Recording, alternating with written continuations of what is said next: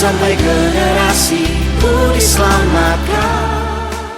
Saya undang kita semua sekali lagi bangkit berdiri, yang di rumah juga bangkit berdiri. Kita akan sama-sama memperkatakan Pentakosta ketiga, saudara. Karena kita tahu ini yang menjadi agenda Tuhan. Saya dan Bapak Ibu saudara semua akan masuk dalam agendanya Tuhan. Tidak hidup untuk diri sendiri, tapi hidup untuk Tuhan dan kehendaknya. Yang percaya katakan amin. Oke, ikutin sesudah saya. Katakan sama-sama Pentakosta ketiga. Lebih kuat lagi katakan Pentakosta ketiga. Satu, Pentakosta ketiga adalah pencurahan Roh Kudus yang dahsyat di zaman now, melebihi yang terjadi di Azusa Street. Dua, Pentakosta ketiga akan mengakibatkan penuaian jiwa yang terbesar dan yang terakhir sebelum Tuhan Yesus datang kembali. Tiga, Pentakosta ketiga akan membangkitkan generasi Yeremia, yaitu anak-anak muda yang penuh Roh Kudus, cinta mati-matian kepada Tuhan Yesus, tidak kompromi terhadap dosa, dan akan bergerak untuk memenangkan jiwa. Empat, Pentakosta ketiga lahir di Indonesia dan bergerak ke bangsa-bangsa. Sesudah itu akan kembali ke Yerusalem. Lima, Pentakosta ketiga akan memberikan kuasa untuk menyelesaikan amanat agung. Dan setelah itu Tuhan Yesus datang kembali. Yang percaya berikan tepuk tangan yang meriah buat Tuhan saudara. Lebih meriah lagi buat Tuhan kita. Katakan haleluya. Api Pentakosta menyala. Api Pentakosta menyala. Api, api, api, api, api. Api Pentakosta ketiga. Api Pentakosta. Nyanyi sambil tepuk tangan saudara, nyanyi. Biar semua kita terima api itu.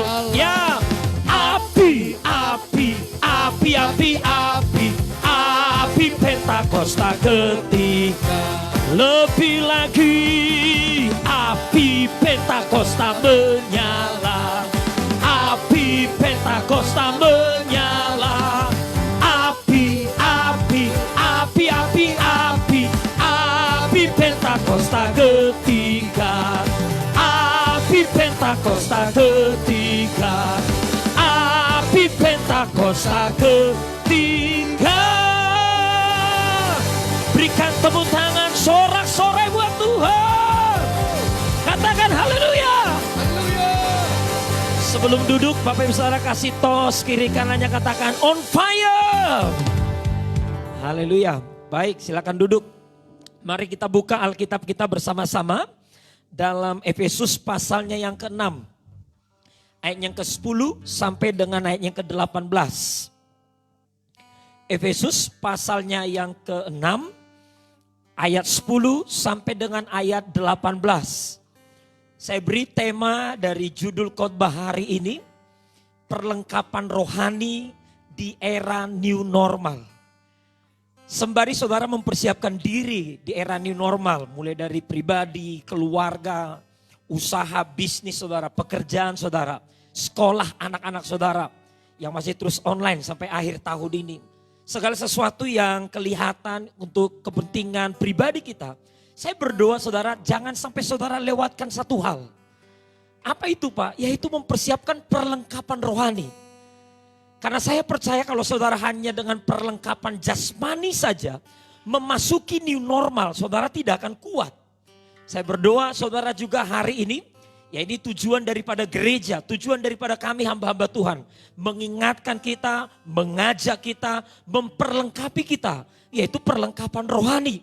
Saya dan Bapak Ibu Saudara harus mempersiapkan perlengkapan rohani. Katakan amin. Dan ini tidak kalah penting dengan perlengkapan jasmani. Maka kalau kita mau katakan justru ini sebenarnya yang paling utama. Karena yang kelihatan ini dikendalikan oleh yang tidak kelihatan. Yang jasmani ini dikendalikan oleh yang rohani.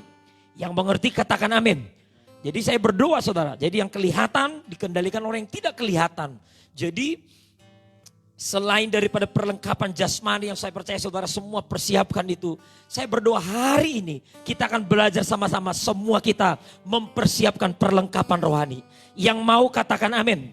Baik, kita akan baca bersama-sama Efesus pasal 6 ayat 10 sampai dengan ayat 18. Baik, kita akan baca ayat per ayat. Untuk waktu mempersingkat waktu di mana nanti ayatnya berhenti, kita akan berhenti untuk kita bicara kebenaran. Baik, sudah ketemu Bapak Ibu Saudara? Kita akan baca bersama-sama ayatnya yang ke-10. Demikian firman Tuhan. Akhirnya hendaklah kamu kuat di dalam Tuhan, di dalam kekuatan kuasanya. Oke, sekali lagi boleh baca bersama-sama ya ayatnya ke-10, kita baca dah semua bersama-sama. 1, 2, 3. Akhirnya hendaklah kamu kuat di dalam Tuhan, di dalam kekuatan kuasanya. Katakan amin. Pak, apa pesan Tuhan buat saya? Ini buat kita hari ini. Tanggal 21 Juni 2020. Ayo kuat di dalam Tuhan. Amin, kuat. Saya tahu semua kita mengalami pandemi, pergumulan, penderitaan masing-masing. Percayalah semua mengalami penderitaan. Beberapa sesuai dengan porsinya masing-masing. Dan Tuhan sudah kasih penekanan bahwa penderitaan yang kita alami tidak melebihi kekuatan kita. Dan pesannya di hari Minggu, di hari ibadah. Saudara menyaksikan tayang ini, ayo jadi kuat di dalam kekuatan Tuhan. Katakan amin. Gimana caranya? Ayat 11 kita baca bersama-sama. Kenakanlah seluruh perlengkapan senjata Allah supaya kamu dapat bertahan melawan tipu muslihat iblis. Katakan amin. Bersama Bapak Pendeta Niko Nyotora Harjo, saya ulang lagi. Pandemi COVID-19 bukan dari Tuhan. Tetapi atas seizin Tuhan dalam kedaulatannya. Jadi gimana? Mau tidak mau saudara sadar tidak sadar kita mengalami peperangan rohani. Dan Rasul Paulus menjelaskan peperangan kita apa? Melawan tipu muslihat iblis. Jadi di balik pandemi ini ada tipu muslihat iblis. Itu yang kita lawan bersama-sama. Gimana cara lawannya? Tidak bisa tidak. Kita harus mengenakan, kita harus pakai perlengkapan senjata Allah. Oh Tuhan kita baik saudara, Tuhan kita baik. Tuhan kita baik, Tuhan yang kepadanya kita beribadah dia baik. Dia tahu kita akan hadapin iblis yang dengan kekuatan manusia kita nggak bisa. Tuhan bilang jangan khawatir, aku berikan perlengkapan senjata Allah. Yang senang dengan kabar ini katakan amin saudara. Kita Tuhan baik, dia kasih perlengkapan. Tinggal kita beberapa jarang baca aja. Ini ayat mungkin sudah pernah kita baca. Pertanyaannya bukan masalah kita tahu atau sudah baca. Tapi kita pakai enggak? Kita gunakan enggak? Kita lakukan enggak ini? Amin. Biarlah firman hari ini mendorong kita kembali. Untuk kita sama-sama mengenakan perlengkapan senjata Allah. Amin. Boleh kasih senggol kiri kanannya di rumah kan. Atau pegang pundaknya. Pakai perlengkapan senjata Allah bilang. Pakai. Amin, kenakan. Ayat berikutnya saudara. Ayat yang keberapa sekarang? Ayat 12 kita baca bersama-sama. 1, 2, 3. Karena perjuangan kita bukanlah melawan darah dan daging. Tetapi melawan pemerintah-pemerintah. Melawan penguasa-penguasa. Melawan penghulu-penghulu dunia yang gelap ini. Melawan roh-roh jahat di udara. Katakan amin. Lawan kita bukan darah dan daging. Bukan yang kelihatan fisik. Lawan kita bukan manusia yang bisa kita lawan, melatih atau pakai kekuatan kita menaklukkan. Enggak. Tapi lawan kita ini adalah roh jahat di udara, penghulu-penghulu, penguasa-penguasa. Roh jahat yang tidak kelihatan. Coba saya mau tanya saudara, apakah COVID-19, coronavirus 2019 yang ditemukan di Wuhan Desember tahun yang lalu, apakah virus itu kelihatan? Oh enggak, enggak kelihatan. Sama seperti iblis enggak kelihatan. Lawan kita nggak kelihatan. Nah kalau kita cuma pakai jasmani, perlengkapan jasmani enggak. Perlengkapan rohani. Katakan amin saudara. Amin. Kita lawan itu. Nah seperti apa? Tenang. Tuhan kita nuntun kita dengan lengkap melalui hambanya Rasul Paulus. Ayat berikutnya kita baca bersama-sama yuk. Ayat 13 baca bersama-sama. Sebab itu ambillah seluruh perlengkapan senjata Allah supaya kamu dapat mengadakan perlawanan pada hari yang jahat itu dan tetap berdiri sesudah kamu menyelesaikan segala sesuatu. Sama-sama dengan saya katakan menghadapi perlawanan. Lebih lengkap lagi, mengadakan perlawanan. Nah, blok itu, satu itu. Jadi firman yang kita pelajari hari ini, bukan hanya sekedar kita hanya terima nasib. Terima, oh memang sudah seperti ini nasib saya, ini takdir. Oh enggak. Bagi kita orang-orang Kristen, hidup ini adalah peperangan rohani. Tuhan bilang nih, kalimat ini saya suka nih. Mengadakan perlawanan, harus dilawan. Keadaan pandemi ini dilawan. Tentunya Bapak Niko berkata peperangannya sesuai dengan tuntunan Tuhan. Bukan dengan kekuatan manusia, kedagingan, emosi manusia. Lawan, mengadakan perlawanan. Ini harus dilawan. Bukan hanya ditangisi. Orang nyanyi-nyanyi lagu-lagu yang sedih. Betapa malang nasibku. Enggak. Harus mengadakan perlawanan. Sekali lagi sama-sama dengan saya katakan mengadakan perlawanan. Ya, pada hari yang jahat. Ini hari yang jahat. Dan kita tetap berdiri sesudah kita menyelesaikannya. Amin. Saya sangat percaya kita akan menang, menaklukkan semua serangan si jahat ini.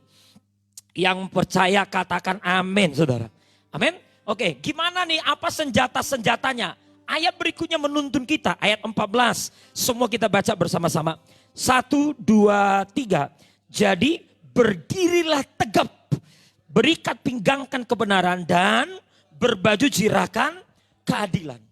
Jadi saya percaya memang peperangan rohani, sikap pertama itu harus berdiri tegap nih. Saya percaya banyak masalah ya, yang membuat kita itu mau tertunduk. Tekanan ekonomi, tekanan kesehatan, tekanan pergumulan. Kadang kita mau ngangkat kepala itu susah. Tapi Rasul Paulus mengajari, ya Tuhan melalui Rasul Paulus, ayo adakan perlawanan. Yang pertama sikap, tegakkan kepalanya. Katakan amin saudara, tegakkan kepala dulu. Amin, tegakkan dulu. Berdirilah tegap. Berdiri dulu. Amin saudara, yang mau katakan amin. Amin, boleh kasih senggol dulu kiri kanannya. Ayo tegakkan kepalanya, jangan tunduk terus. Amin saudara, saya tahu ini tuh sedih. Boleh. Ya, kita bisa mau nyanyi, ini lagu lama ini. Wow. Sekarang tegaklah kepalaku, hadapi lawanku yang berada di sekelilingku, dan mulutku memuji, bermazmur bagimu, bersorak bagi kebesaran. Katakan sekarang tegaklah kepalaku, hadapi lawanku yang berada di sekelilingku, dan mulutku memuji, bermazmur bagimu, bersorak bagi kebesaranmu. Apa yang membuat kepala kita bisa tegap? Katakan dari awal, Yesus, Yesus, Kaulah pembelaku. Pada siapa aku harus takut? Yesus, Kau perlindunganku. Ku tak gentar menghadapi musuh. Sekarang tegaklah kepalaku, hadapi lawanku yang berada di sekelilingku, dan mulutku memuji, bermazmur bagimu, bersorak bagi kebesaran. Ayo Bapak Ibu dengan iman katakan, sekarang tegaklah kepalaku, hadapi lawanku yang berada di sekelilingku, dan mulutku memuji, bermazmur bagiku, bersorak bagi ayo sekali lagi dengan sikap tegak kepalanya. Sekarang tegaklah kepalaku, hadapi lawanku yang berada di sekelilingku, dan mulutku memuji, bermazmur bagimu, bersorak bagi kebesaran, bersorak bagi kebesaranmu.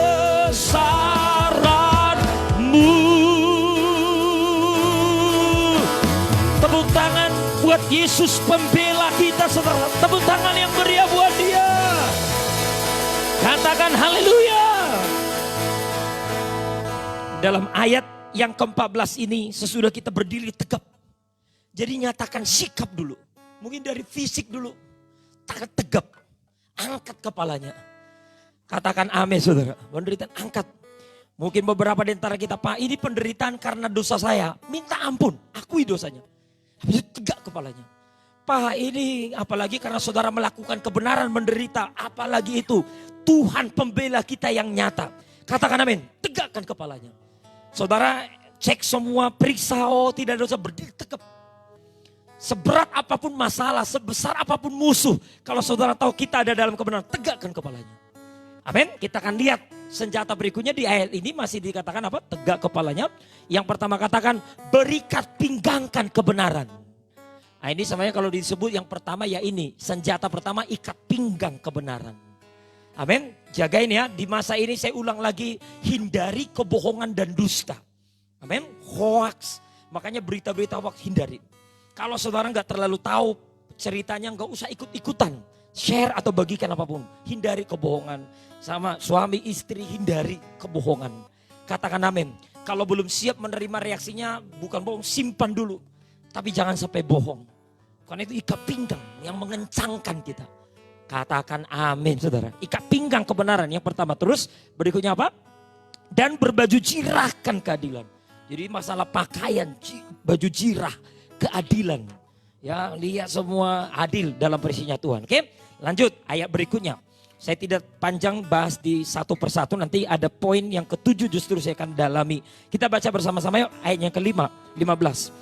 Kakimu berkasutkan kerelaan untuk memberitakan Injil damai sejahtera. Jadi yang pertama ikat pinggang kebenaran, baju jirah keadilan, kasut kerelaan memberitakan Injil. Setiap kali ada kesempatan saudara cerita tentang Yesus. Yang percaya katakan amin. Fasilitas sekarang medsos apapun yang saudara pakai untuk memberitakan firman. Saudara mungkin tidak jago menjelaskan, kan tinggal copy paste firman. Begitu saudara ada rema gak usah dijelasin apa-apa. Orang bacain firman itu kuat. Tidak usah ditambahin dengan pengertian manusia. Firman itu sudah punya kuasa. Saudara copy paste aja itu kuat. Katakan amin saudara. Tapi pastikan itu saudara dapat rema berdetak gitu. Oh bagikan. Itu akan sesuatu yang menguatkan kita. Waktu kita bagikan akan menguatkan orang lain. Yang percaya katakan amin. Terus berikutnya ayatnya ke-16. Ayat ke berapa sekarang? Betul, dalam 16. Dalam segala keadaan pergunakan perisai iman. Sebab dengan perisai itu kamu akan dapat memadamkan semua panah api dari si jahat. Berikutnya lagi perisai iman. Gitu. Makanya kuatin ya iman. Iman itu apa Pak? Iman itu adalah kepercayaan kita kepada Tuhan dan firman-Nya. Itu iman. Saudara tetap percaya Tuhan gak di zaman ini? Dan kepada firman yang mana? Ada gak janji firman, janji Tuhan yang saudara percayai? Itu iman. Selama itu masih ada, oh itu perisai iman kita. Apapun yang dipanahkan si jahat, panah api, itu akan bisa kita padamkan. Katakan amin. Terus lanjut saudara, lanjut. Ayatnya yang ke-17 kita baca bersama-sama. Dan terimalah ketopong keselamatan dan pedang roh, yaitu firman Allah. Katakan amin. Oke, saya mau simpulin dulu dari ayat yang ke-14 sampai dengan ayatnya yang ke-17 yang barusan kita baca saudara. Jadi nanti kalau kita mau lengkapi, Pak perlengkapan senjata Allah itu berapa? Jumlahnya 7. Nah 6 pertama yang sudah kita baca tadi, saya ulang ya sebentar ya. Yang pertama tadi berikat pinggangkan kebenaran, baju jirah keadilan, kasut kerelaan memberitakan Injil damai sejahtera. Terus berikutnya perisai iman, ketopong keselamatan, pedang roh. 6. Nah 6 yang pertama ini, jadi gini nanti kan 7. Itu di satu kelompok. 6 pertama ini dikelompokkan hanya 1. Apa itu Pak? Jadi ke-6 ini disimpulkan dengan 1, yaitu firman Allah. Jadi mulai dari ikat pinggang kebenaran, semua itu bicara tentang firman. Jadi kalau saudara mau tanya, Pak apa perlengkapan rohani di masa era new normal? Saudara harus punya firman Tuhan. Bukan punya Alkitab, punya firman. Yang di mana? Yang di hati. Bukan yang di buku, yang di handphone. Ada firman yang jadi rema, kalau bisa setiap hari sama saudara. Ada janji firman yang saudara percayai. Mungkin itu belum digenapi, tapi engkau simpan dalam hatimu. Yang percaya katakan amin. Selama ada firman yang saudara percaya, yang saudara yakini, Tuhan akan kerjakan. Itulah mewakili 6 ini. Baju jiras, ikat pinggang, kasut kerelaan, itu menjaga kita. Amin saudara. Makanya untuk itu minggu lalu kita sudah belajar itu mendengarkan berita. Dengarkan firman langsung dari Alkitab. Dengarkan firman dari pendeta-pendeta yang sudah dapat pewahyuan dibagikan kepada kita. Dengarkan firman daripada kesaksian-kesaksian orang yang alami mujizat karena mempercayai firman. Katakan amin saudara. Oke? Boleh kasih salam dah di rumah, boleh kan? Aman, aman. Salam atau boleh bilang ini. Pa harus punya firman Pak dalam hatimu. Ma harus punya firman. Sesama anak-anak bilang bro, sis, abang, koko, adik. Harus punya firman. Amin. Itu mewakili 6. Udah saya simpulin aja. 6 senjata peperangan. Kalau saudara punya firman, saudara punya 6 perlengkapan senjata Allah. Udah saya tidak. Amin saudara. Nah saya tidak bahas panjang lebar tentang 6-nya. Kita akan lihat senjata yang ke-7. Dan ini disimpulkan Rasul Paulus menjadi penutup. Saya tahu ada sesuatu di sini. Kita bacanya ke-18. Baca bersama-sama. Apa berikutnya saudara? Baca bersama-sama ayat 18 ini. 1, 2, 3. Dalam segala doa dan permohonan. Berdoalah setiap waktu di dalam roh. Dan berjaga-jagalah di dalam doamu itu. Dengan permohonan yang tak putus-putusnya. Untuk segala orang kudus. Blok ini kata berdoalah setiap waktu di dalam roh. Di konsentrasi di oke, blok. Senjata ke-7 saudara. Jadi yang pertama firman. Jadi perlengkapan senjata Allah itu disimpulkan 2 aja. Yang pertama firman Allah. Yang kedua doa di dalam roh. Yang lumrah kita pakai doa dalam bahasa roh. Katakan amin saudara. Dan inilah senjata. Kalau yang 1 sampai dengan 6. Ya memang yang terakhir ada pedang roh, itu senjata juga untuk menyerang. Lebih kepada pertahanan, menangkis. Jadi musuh. Jadi selama saya dan Bapak Ibu punya firman, iblis bisa serang kita. Mungkin kita kepleset, jatuh. Tapi tidak akan sampai tergeletak. Tidak akan sampai hancur. Katakan amin. Seberat-beratnya tekanan pandemi. Bahkan efek-efek yang diakibatkan pandemi. Mungkin kita tergelincir. Hampir-hampir menyerah. Tapi tidak akan sampai tergeletak. Sepanjang kita punya firman. Katakan amin. Tapi kan ini gak bisa nih hanya bertahan. Ya kalau dalam dunia persilatan dulu. Kungfu berkata. Pertahanan yang paling baik itulah menyerang. Nah saya melihat senjata yang ke-7 ini. Adalah senjata menyerang. Karena kalau sudah 3 bulan kita hanya bertahan. Iblis serang ini kita bertahan dengan kekuatan firman. Tangkis, lawan sana, hadang sana. Berapa lama kita kuat bertahan? Saya percaya ini masuk bulan ke-6. Kita akan masuk new normal. Kenapa saya mau bahas senjata yang ke-7? Karena ini saudara harus pakai. Karena kita tidak hanya cukup bertahan. Saudara harus mulai menyerang. Katakan amin saudara. Saudara harus mulai masuk. Lawan itu musuh. Taklukkan itu musuh. Bukan hanya menghindar saja, menangkis, melawan. Tapi mulai masuk menaklukkan musuh. Yang percaya katakan amin saudara. Apa senjata yang paling utama? Ini atau baca sama-sama yang di blog ini. Berdoalah setiap waktu di dalam roh. Yang percaya berikan tepuk tangan yang meriah buat Tuhan kita yuk. Lebih meriah lagi buat Tuhan kita. Lebih meriah lagi. Lebih meriah lagi Bapak Ibu Saudara. Haleluya. Wow. Haleluya. Saudara mau ya? Kita akan belajar sama-sama. Saya mau bicara tentang ini dah. Amin. Berdoa. Jadi kalau kita pakai bahasanya berdoa dalam bahasa roh. Baik, dengan cepat saudara, dalam waktu yang ada ini, mungkin beberapa menit ke depan kita akan belajar nih. Gimana nih berdoa di dalam roh Pak? Mau ya? Siap ya? Kita buka 1 Korintus 14 ayat yang kedua terlebih dahulu. Saya pelan-pelan bicara dengan ini. Yesus, kaulah pembelaku, pada siapa aku harus takut. Yesus, kau perlindunganku,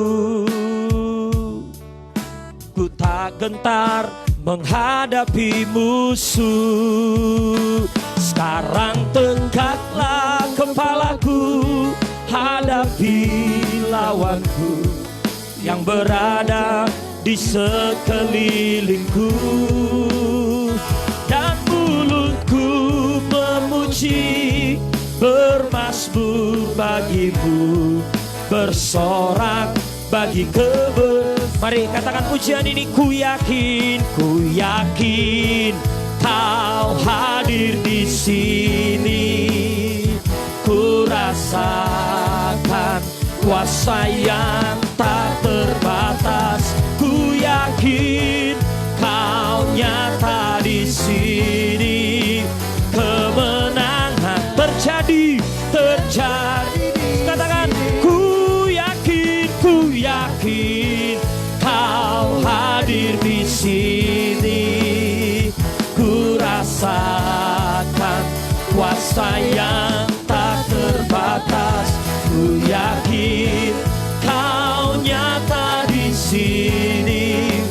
Kemenangan terjadi. Kemenangan terjadi. Katakan kemenangan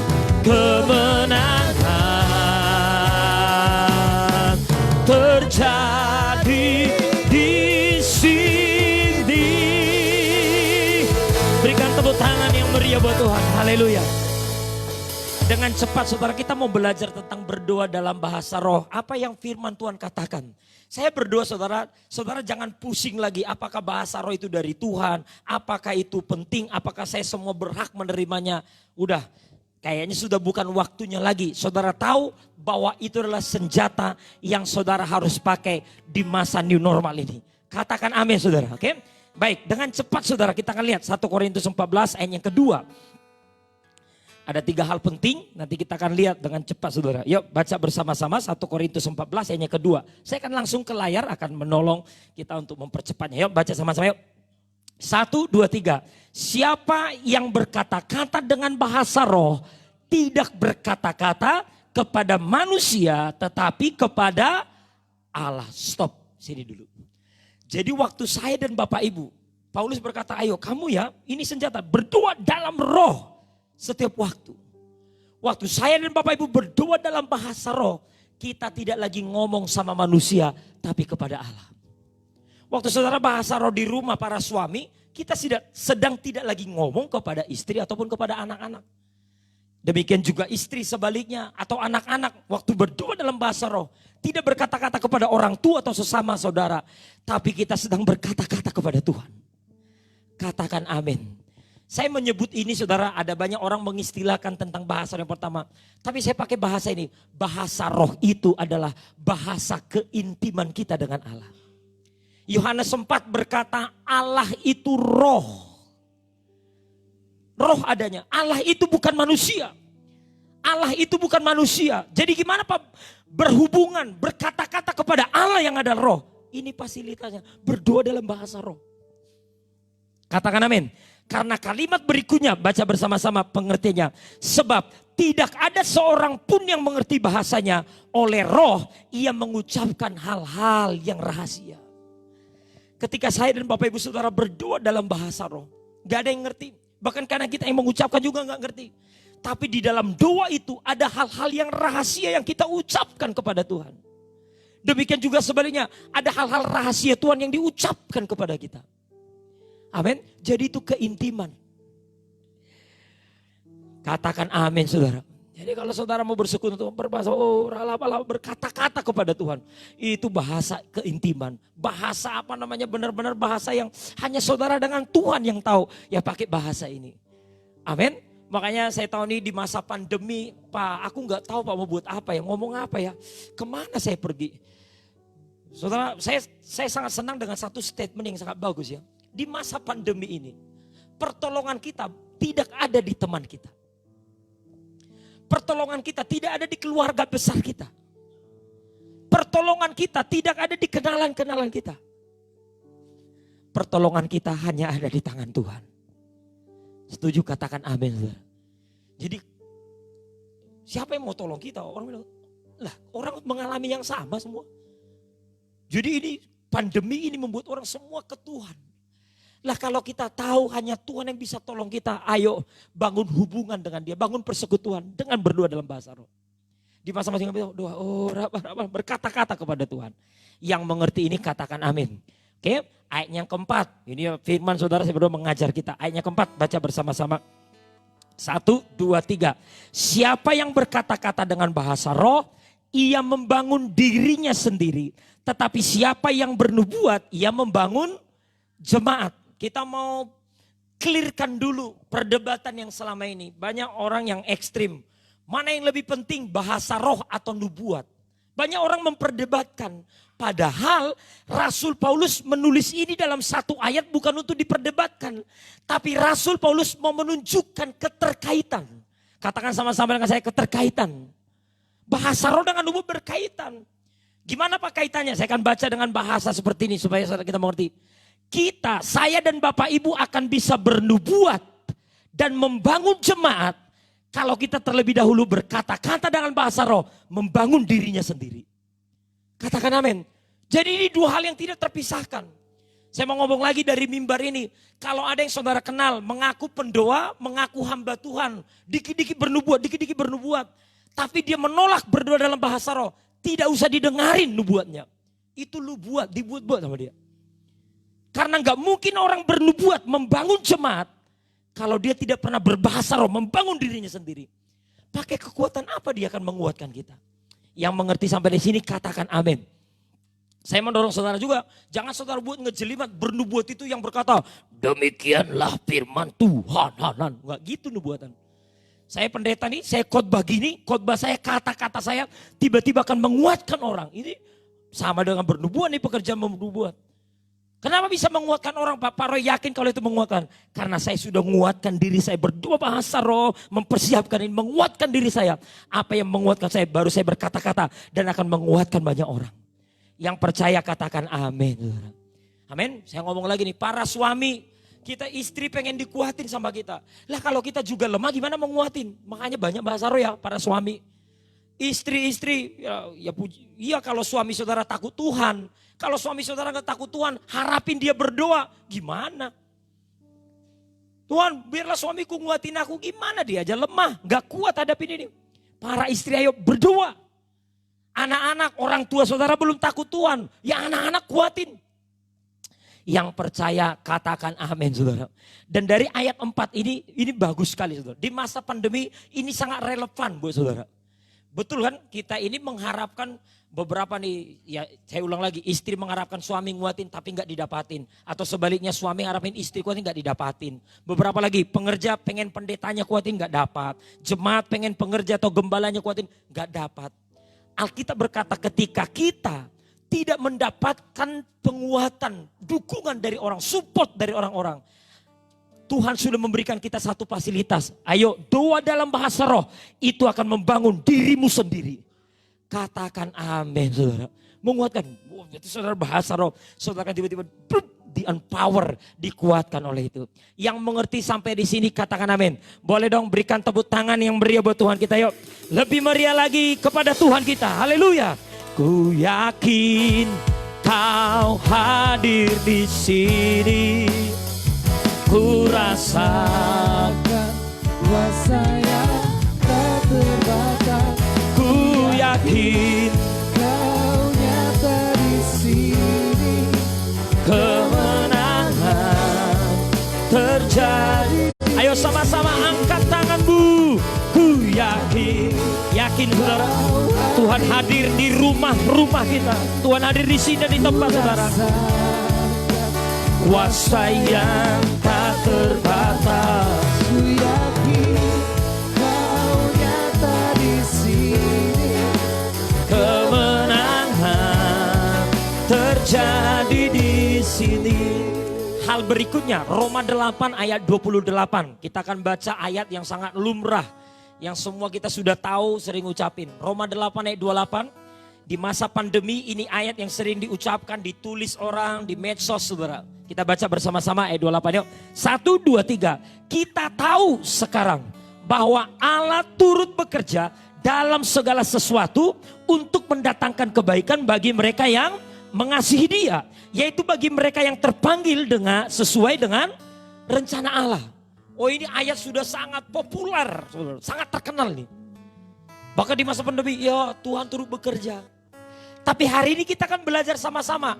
Ayat 28 tidak terjadi begitu saja. Ayat 28 terjadi karena ada ayat 26.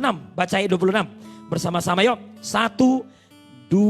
ayat 26. 1, 2, 3. Demikian juga Roh membantu kita dalam kelemahan kita.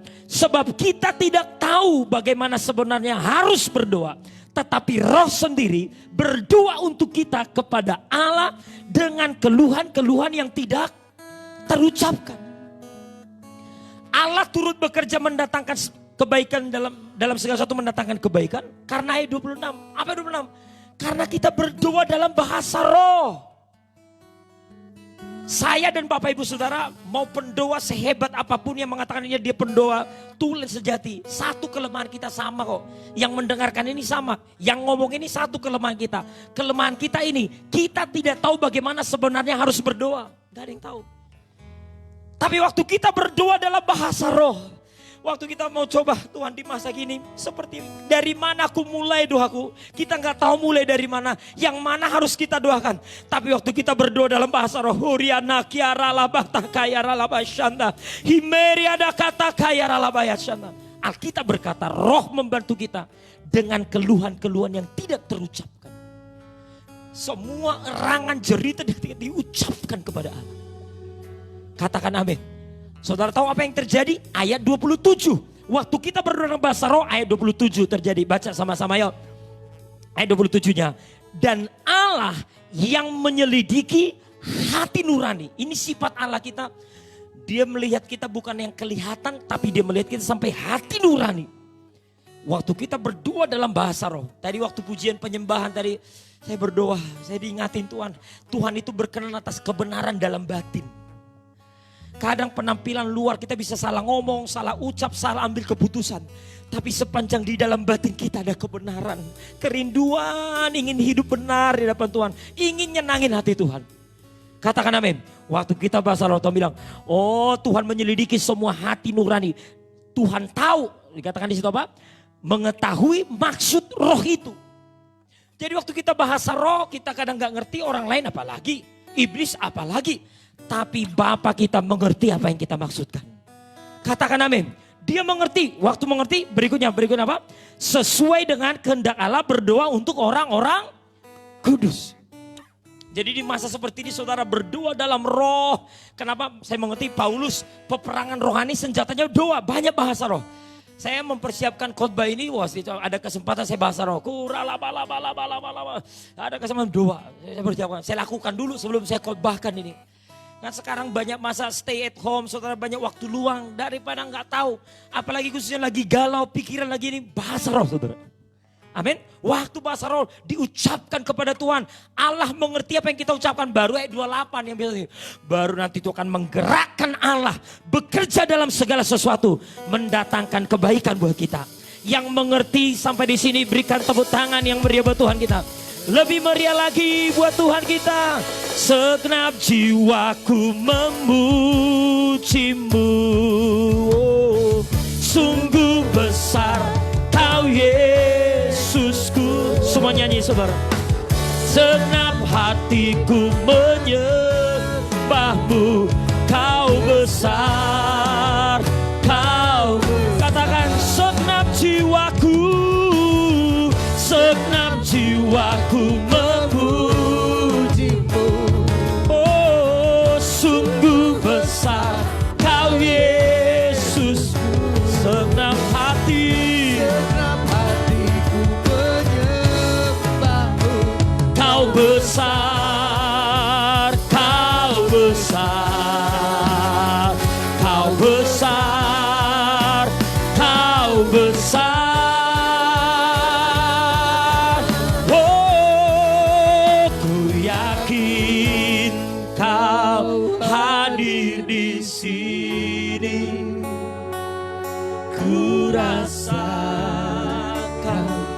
Kuasa yang tak terbatas, Ku yakin Kau nyata di sini, kemenangan terjadi di sini. Saya percaya Tuhan sudah hadir di rumah-rumah kita. Kita selesaikan satu poin lagi, saudara. Yesaya 28. Tadi Rasul Paulus sudah ngajari kita. Kita akan lihat dari Nabi, saudara. Yesaya 28 ayat 11, 12, 13. Ini yang terakhir dan kita akan berdoa. Saudara siap ya Bapak Ibu Saudara? Pakai perlengkapan ini saudara. Yesaya 28 baca bersama-sama ayat 11. Yuk, 1, 2, 3. Sungguh oleh orang-orang yang berlogat ganjil dan oleh orang-orang yang berbahasa asing akan berbicara kepada bangsa ini. Ini disepakati para ahli teologi, ini berdoa dalam bahasa roh. Apa yang dikatakan? Ayat 20, ayat 12. Baca sama-sama. Dia yang telah berfirman kepada mereka, inilah tempat perhentian. Blok itu adik, tempat perhentian. Berilah perhentian kepada orang yang lelah. Inilah tempat peristirahatan, blok itu. Tetapi mereka tidak mau mendengarkan. Waktu saya dan Bapak Ibu Saudara berdoa dalam bahasa roh, Nabi Yesaya berkata, dia akan bawa kita masuk ke tempat peristirahatan. Perhentian dulu, perhentian Tuhan. Ini tempat perhentian Tuhan. Tempat peristirahatan Tuhan. Kalau tubuh kita letih, capek, tinggal tidur sekian jam, bangun lega. Kalau pegal, urut sembuh. Tapi kalau batin, jiwa kita lelah, tidak ada cara lain saudara. Itu hanya tenang di hadirat Tuhan. Tempat perhentian dan tempat peristirahatan itu hadirat Tuhan. Saudara tanya, Pak gimana caranya ya? Selain aku tahu harus nyanyi nyembah Pak, tapi aku gak bisa nyembah nih untuk masuk hadirat Tuhan. Salah satunya bahasa roh. Iya, apalagi di masa-masa tekanan kuat kini kata kabar. Waktu saudara bahasa roh masuk dalam hadirat, tempat peristirahatan perhentian Tuhan. Tiba-tiba saudara akan rasakan kelegaan, ketenangan. Katakan amin. Ngalami ketenangan di sini. Ini orang Israel tetapi mereka tidak mau mendengarkan. Ini orang Israel bebal, mereka enggak lakukan. Lihat ya berikutnya. Pak waktu aku bahasa roh masuk tempat perhentian tenang. Apa dampaknya? Lihat. Wah ini ayat 13. Ini jadi rema kuat saudara. Baca sama-sama yuk. Maka mereka akan mendengarkan firman Tuhan yang begini. Stop dulu. Sama-sama dengan saya katakan mendengar suara Tuhan. Ini yang sangat kita butuhkan ya di masa pandemi. Tuhan ngomong apa ini? Waktu saudara bahasa roh, bahkan saya suka aja 2-3 menit bahasa roh, 5 menit. Ya kalau kita pendeta kadang 30 menit non-stop. Walaupun sejam non-stop masuk. Itu sampai rasakan kelegaan. Tempat berhentian. Waktu tempat berhentian. Kita akan dengar suara Tuhan di sana. Amin. Seperti apa bunyi suara Tuhannya? Oh ini senang sekali saya. Blog ini yang bilang ini. Harus ini, harus itu. Mesti begini, mesti begitu, tambah ini, tambah itu, blok itu. Tuntunannya sangat jelas saudara, lengkap. Harus ini, harus itu, mesti begini, mesti begitu, tambah ini, tambah itu. Sekarang gimana nih? Kuliahku gimana nih? Kerja gimana nih? Pelayanan gimana nih? Ya jujur saudara sampai hari ini saya terus bahasa roh nih. GB House of Worship Sumatera Selatan ibadahnya seperti apa nih? Harus begini. Saya lagi terus masuk ke tempat perhentian peristirahatan itu. Biar Tuhan harus begini, tambah ini, tambah itu. Saudara mau tetap bertahan di pekerjaan atau lakukan inovasi atau banting setir ganti usaha. Kalau saudara tanya pendeta saya nggak tahu, tapi Tuhan tahu. Kapan itu waktu saudara ada tempat peristirahatan, tempat perhentian. Tuhan akan tuntun seperti ini. Harus ini, harus itu. Mesti begini, mesti begitu. Tambah ini, tambah itu. Yang mau katakan amin saudara. Yuk kita bangkit berdiri bersama-sama. Yuk bangkit berdiri bersama-sama. Sampai